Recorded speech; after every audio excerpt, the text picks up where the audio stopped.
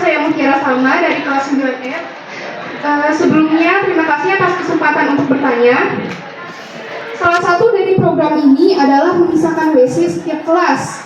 Misalnya kelas sekian untuk WC nomor sekian. Tapi Pak, biasanya ada anak-anak nakal yang suka rusuh. Semisal anak kelas X masuk WC anak kelas Y, lalu mencoret dinding atau tidak menyiram setelah memakai WC.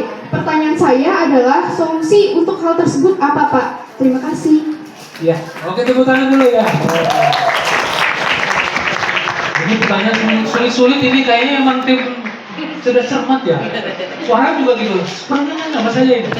Sebelah kiri saya A, sebelah kiri saya B. Oke, jadi pertanyaannya apa? Oke.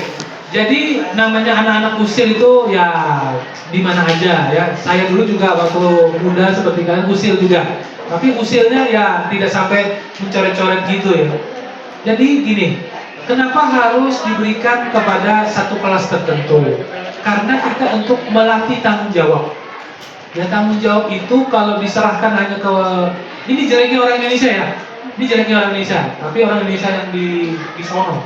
Jadi orang Indonesia itu jeleknya gini, kalau ada anak yang rajin, ya rajin kemudian suka membantu, itu ditumpukin terus tuh kerjaan. Ya kasih dia aja, dia kan rajin. Kasih dia lagi, dia kan bagus. Akhirnya terjadi itu tadi, yang rajin makin rajin, yang malas ya tetap malas. Nah kita tidak boleh seperti itu. Salah satu karakter yang ingin dibangun oleh kurikulum Merdeka adalah gotong royong dan tanggung jawab. Berarti semua orang itu harus memiliki tanggung jawab sendiri dan harus mampu memberikan kontribusi yang sama. Jadi kenapa harus di kelas itu enak ininya, mengeceknya, ya kan? Nah, berarti tanggung jawab membersihkan kelas 7A adalah di WC nomor 100 misalnya. Nomor 99 itu untuk kelas yang lain. Nah, untuk memastikan bahwa ada tanggung jawab. Nah, bagaimana dengan anak-anak yang nakal? Ya, namanya juga anak nakal ya. Berarti mungkin dia iseng, dia merasa aduh SMP 3 ini nggak rame kalau nggak diisengin. Nah itu mungkin sifatnya gitu ya, usil. Nah orang-orang yang seperti itu ya kita mungkin nanti kepala sekolah bisa nih kalau ada rezekinya pasang CCTV gitu ya, CCTV supaya memastikan anak-anak dan saya yakin sedikit aja tuh, nggak akan banyak gitu ya, yang usil-usil itu supaya nanti ada edukasi buat yang bersangkutan. Nanti kalau dia ketangkep gitu atau ketahuan, ya udah tugas dia ngapain? Bersihkan WC selama seminggu. Wah, gitu. Kan nggak jauh-jauh dari situ. Dulu Bapak Ibu atau anak-anakku sekalian ya, semua WC di zaman kami itu tidak pernah kotor. Karena apa?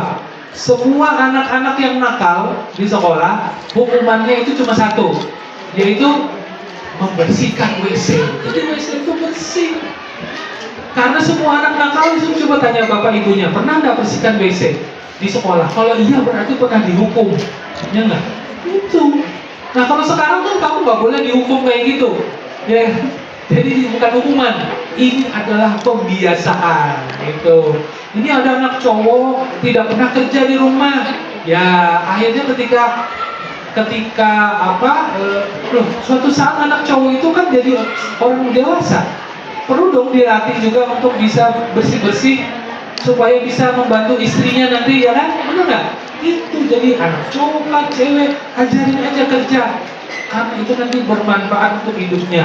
Dia akan menjadi bos, menjadi kepala rumah tangga, menjadi pimpinan. Nah harus bisa melakukan pekerjaan-pekerjaan seperti yang lain juga. Jadi itu. Jadi kalau ada anak-anak yang nakal itu ya diintip aja, pasang jebakan, siapa nih yang suka usil. Kalau udah ketahuan ya udah, nanti lapor kepada guru, berikan sanksi, ya agak jauh-jauh, sanksinya edukasi aja ya, tidak hukuman fisik atau dimarahin habis-habisan, nggak usah ya. Kasih aja, cekin toilet tadi, nih kamu cek berapa toilet kamu bisa bersihin. Nah gitu aja. Ya, jadi gitu ya.